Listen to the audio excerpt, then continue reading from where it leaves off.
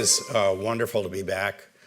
I lived here for 20 years, and my consulting experience with the industry began in 1992 with my good friend Nick Ford and Ogilvy and Mather, when as consultants we were invited in to look at a profit problem. We were strategy consultants. We were not agency experts. And I found the industry very interesting, and I thought it would be useful to continue to focus on it. What we've experienced in the 25 years is the long, slow ride that has led to the commoditization of agency services, which was not the case when things started 25 years ago. So I wrote a book about it, Madison Avenue Manslaughter, and it's really a view of what happened. How did it all happen? How did things get to the situation they're in, and what can be done about it? I do think there's some very concrete things. While I lived here, let's see if this works. I was certainly aware of being an American and speaking American English and thinking like an American, and it's kind of an embarrassing thing, as many of you know. We were two nations divided by a common language. That continues to be the case. But of course, we have a lot more in common today. Things have generally converged in industry, and I am really struck at how similar our two countries are right now. Okay, where we really have something in common is we have a pricing and a workload problem. Now, this shrink here, who is on summer vacation, says, I can help, but first you must admit you have a problem. Defining the problem is really a key thing, and there are so many things going on in the agency world that it's hard to know what problem is it that we need to solve. Is it that we're not digital enough? Or that we can't pay our people as much as Google and Facebook and Bain and McKinsey and Accenture? Or is it that our fellow agencies are undercutting the pricing for everyone in the industry? Or what is it anyway? What is the problem that really needs to be solved? I think it's pricing and workload, but if you don't measure workload, you can't know that's the problem. And the thing that I've observed over the 25 years, and in fact, it was true the first day, is that agencies don't have a good grip on what work they're doing for clients, how much work it is, how many people it should take, how to defend the fees that are required for that workload. So if you don't measure workload, you can't know that you have that particular problem. And it's a key part of what I wrote in the book. So let's talk about workload and fees and price. And price is nothing more than fee divided by workload. That's what price is. It's price per unit. And you need a unit of work. You need something that defines what it is you're doing. And that's pretty hard to do when you're doing everything from TV to ad banners. That's a wide range of things. But it is possible to measure workloads using if you can bear with me a little bit, a common definition of what a workload unit is. And if we use the TV origination as the size in terms of creative man hours and relate every other thing to it, we can come to an understanding of how much work is in a scope of work. So if we know fees and we know what's in the scope of work and we can convert them into some units that we can operate, we can get the price. And what I have observed, not because I'm being academic or anything, but what I've observed with my clients over 25 years is that price has declined. And I've measured it and I want to show it to you. Price is in decline because fees have been driven down by procurement and marketing has driven up workload as they've experimented, particularly with digital and social. So it looks a little bit like this. This is the price with inflation taken out, which is fees divided by workloads. The workloads are in scope metric units, which is like TV equivalents. And when Nick Ford and I did Ogilvy and Mather 1992, which was largely on commission. We measured the amount of work in their scopes of work. They were getting, if you convert it to dollars, approximately $400,000 per ad that they were doing in fees, okay? Today, my clients are lucky to get $150,000. And that's on average. That's in an office across all 10 clients. That $150,000 per ad might be made up of some clients that are paying $50,000 and some that are paying $300,000. But every one of those clients is sliding. So in any other industry that faces a price curve like this, there's panic. That is a 4.5% real decline every year for services. And it's due to a number of things. It's not one thing. It isn't just procurement. It was commissions to fees, which took place, in the 80s and in the 90s, a little bit later here than in the States. But commission to fee broke the monopoly on the way you were paid for your work. And it allowed procurement to negotiate a separate deal with every agency. That was not the case before. When there was a commission, it was a 15% commission. It was a uniform price. This is probably the single thing that has driven price down, was the shift from commissions to fees, because it broke the monopoly. It allowed procurement to strike different deals to get you competing with one another on the basis of price. There was the concept of shareholder value, which is a very important thing.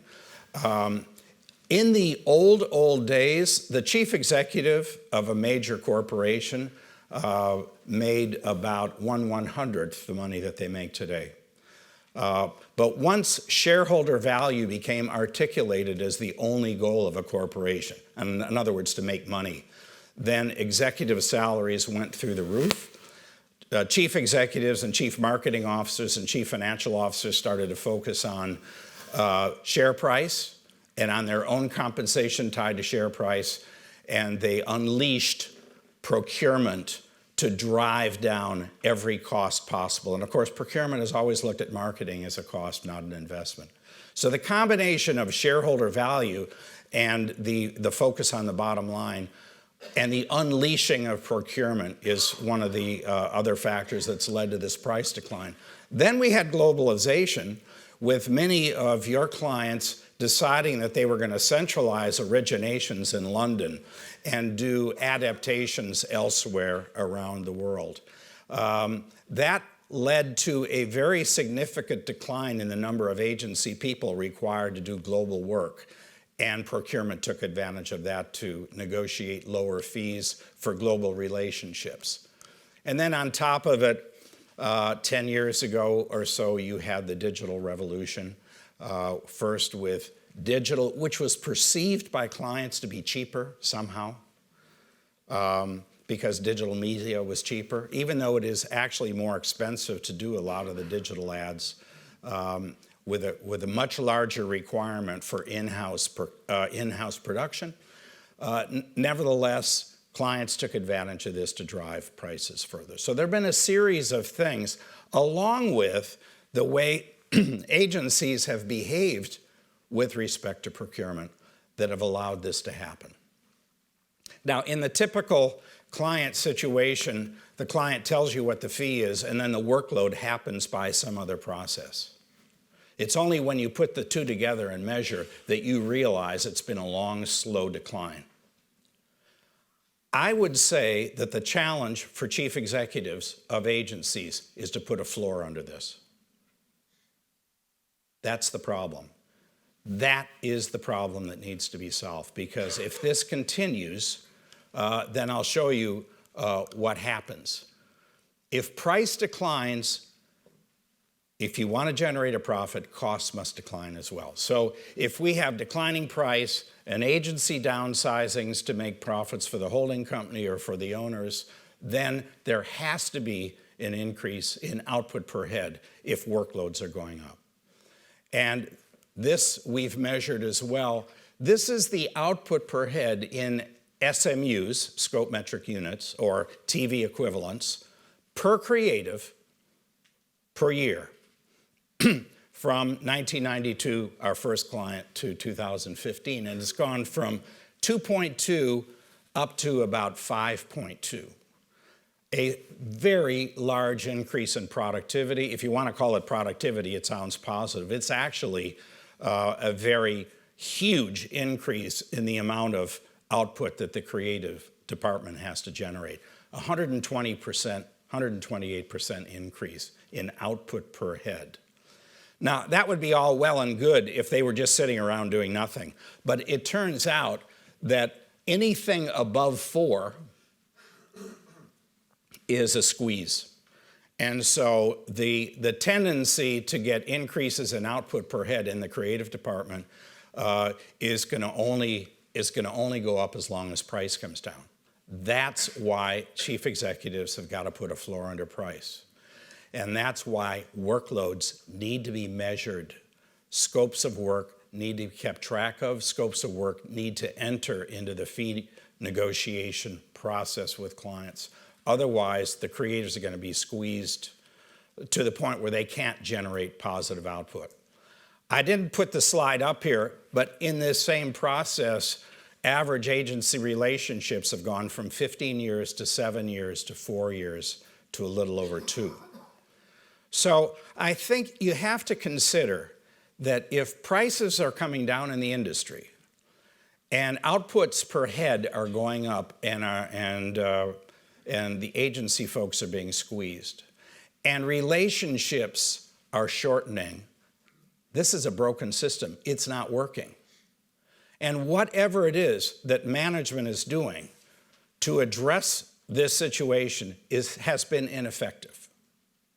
In other words, greater efforts to be more creative and to develop new business haven't changed this a bit. If anything, they've probably helped to drive the price even further. So there needs to be a completely different program by management. And thus far, I have to say in all honesty, I haven't seen very much happen that's different, that addresses these issues. And it may be because chief executives of agencies are not recognizing that price and workload is the strategic problem that needs to be faced. If the ship is sinking, good work can't be done. So, resources have gone from fat with excess teams and the capability of doing a lot of rework to underpaid people relative to the market who are squeezed for work. And it's very hard to get good creative work out. Even if there are 1 million awards at Cannes, it's all relative. And the real test is whether you're being paid properly for the work, and you're not. So the real test shows that agencies have really been squeezed. Now, part of the problem, I think, at agencies is there's a certain creative romanticism that goes back to the days of the creative revolution in the 60s and 70s, where people say, well, and I've heard this a million times, they say, Mike, listen, you don't understand. We're running a creative operation here. And you can't really manage these things like you could manage an automotive company or a chemical company or a consulting firm, for that matter. These are creative operations. They're very delicate. We generate big ideas. We're not doing things. We're not making ads, really. We're generating ideas, and the ads are just the vehicles. That just simply is wrong. You are, excuse me, but I'm going to have to say, you are running creative and strategic factories that make ads. And you make a lot of them, and the number that you make can be measured. In the US, McDonald's did 1,138 ads last year, and they didn't pay their agencies very well for it. Every agency here is capable of measuring the amount of work they do, and you're running factories that make ads. They're creative factories, they're strategic factories, but you're still making things, and you need to be paid properly for the things that you make on behalf of clients. And they need to value them so that they can pay you properly for it. So what we do can't be managed is a kind of romanticism that's getting in the way of facing the real problem. The other thing is what Kevin Roberts, the former CEO of Saatchi & Saatchi, told me. Again, he said, Farmer, you know, we're running a different type of operation. You have to think of a creative operation as being like an ant colony where every ant knows its job and does it.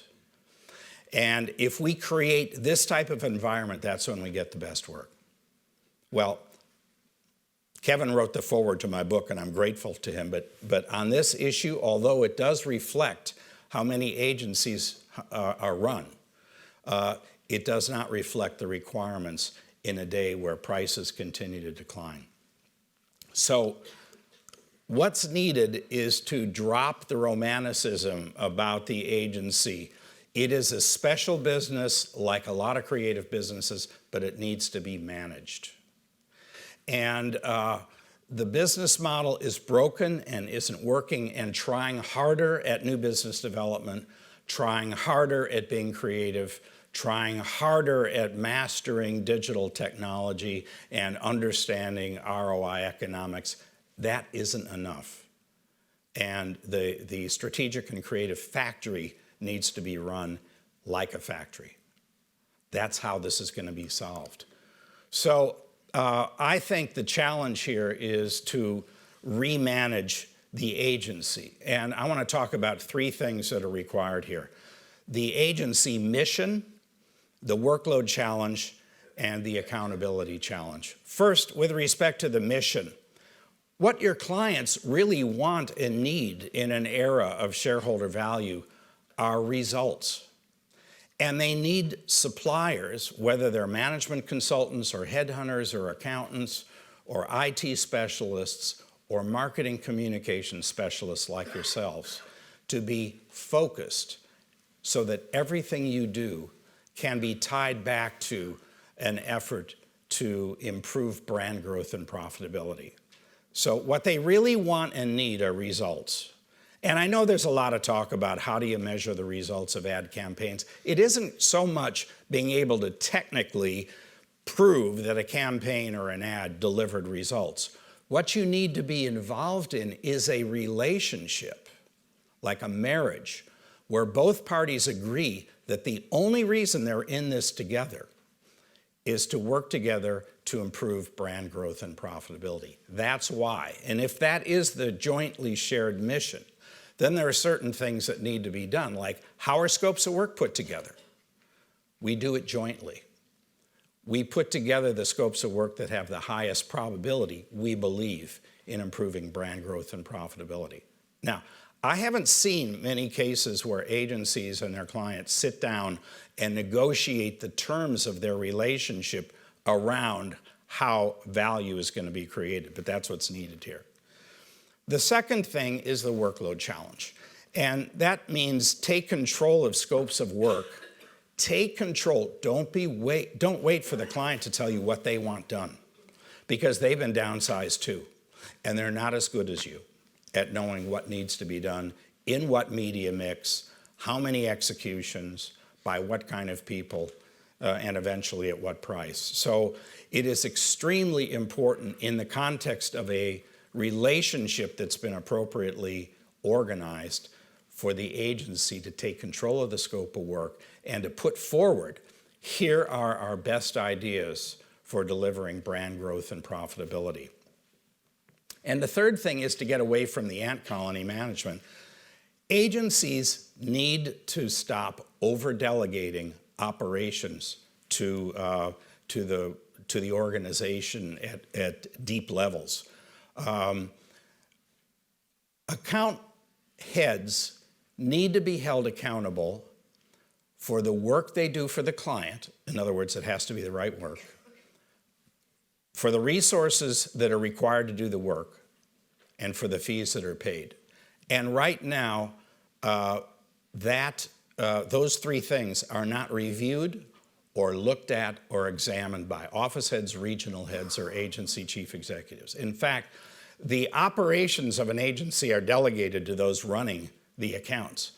And the people running the accounts are free to give away work, do the wrong work, do whatever work the client wants, do it with the minimum resources so that a 15% margin can be generated, and do it for fees that are entirely inadequate.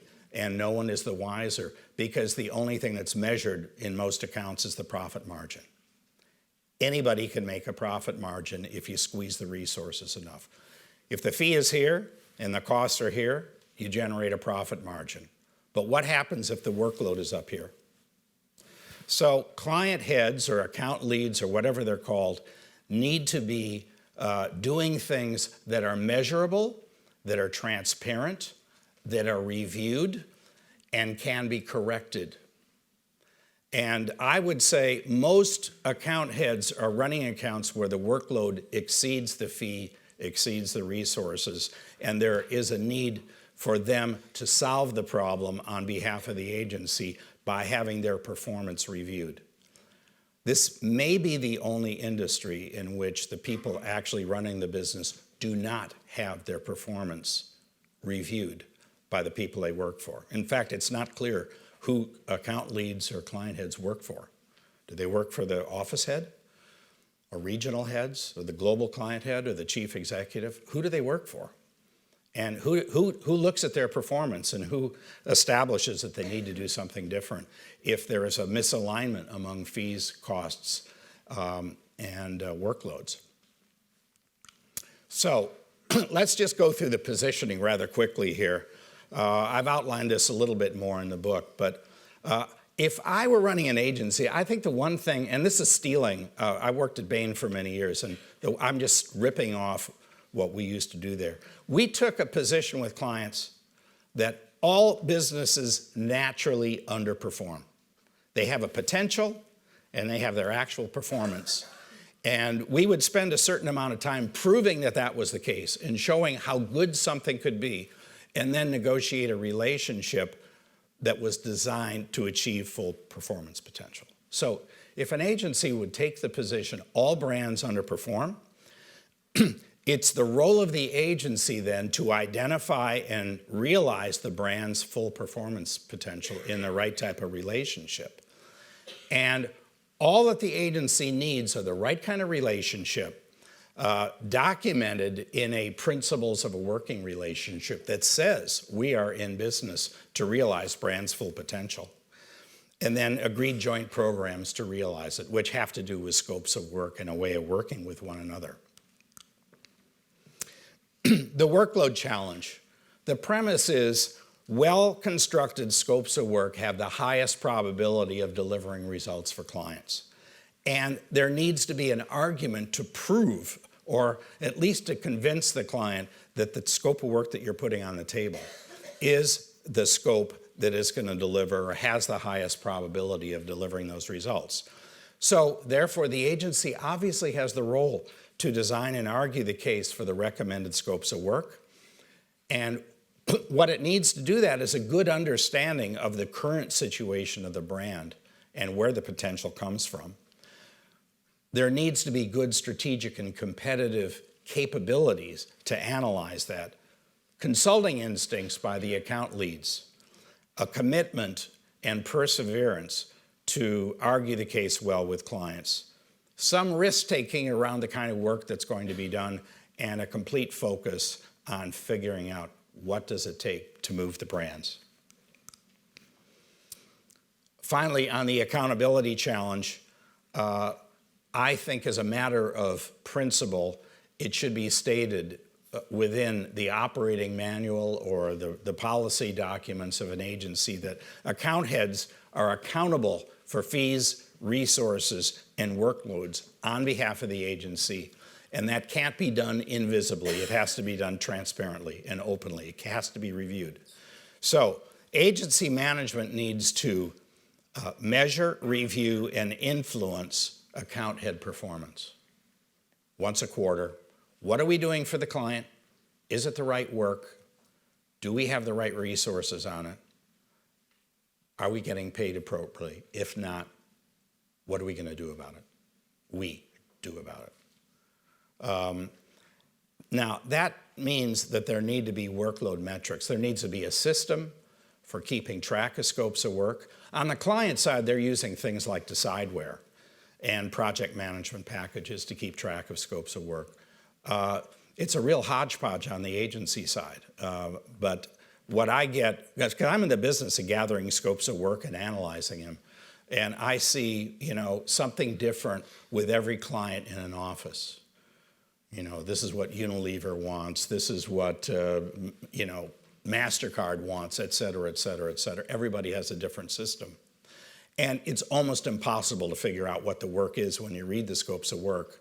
And it's even more difficult to measure how much work is in it. We have to do that as consultants, and I've been doing this for 25 years now, because no progress has been made. No agency that I know of has a policy. Every client in our office within our network will document its scopes of work in a uniform way. Doesn't exist.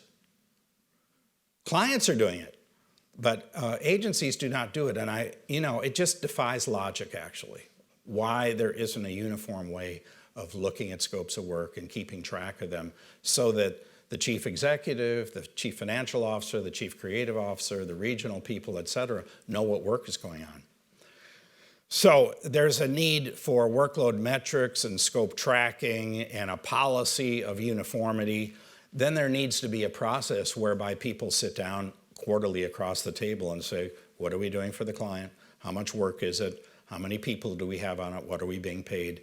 What are we going to do about it if we don't like it? And then if the account lead can't fix it, then there's probably a need for a different person running it. That's the way every other business in the world runs. All right, finally the policy. And I've never been able to get an agency to articulate this policy, by the way. I've been doing this for 25 years. I feel like a total failure, but I still think, with this audience, I still feel there's still a chance.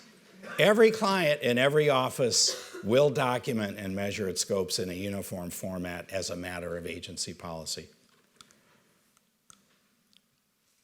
So anyway, I wrote this thing. It's almost like a confession, like, oh my God, I've been doing this for 25 years, and I've watched the slide, and it's really put a lot of pressure on people, because agencies are caught between the holding companies who want the profits and their clients who want to cut the fees, and the CMOs who want improved results and are experimenting with work and driving it up.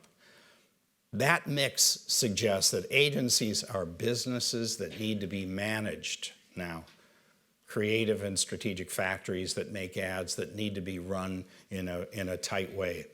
There needs to be a refocus on client success and not on creativity, as it's defined at Cannes.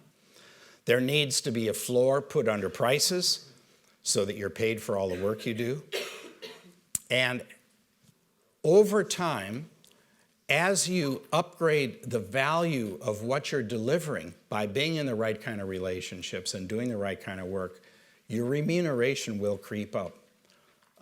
We should never forget that the consulting firms, and many of you see their work, they're paid 5 times multiple on the direct costs of their people. And their people are generally paid twice as much as agency people anyway. So, the amount that they are paid for what they do so vastly exceeds what you're paid.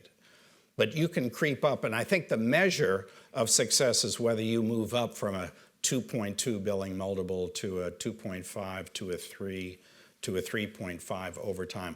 Clients will pay for results. Chief marketing officers and chief executives will protect their suppliers who generate results, and they will not let procurement mess things up. The consulting industry is proof of that. And I'd suggest that some of the lessons, some of the things that they've done over the years are worth looking at. Thank you very much.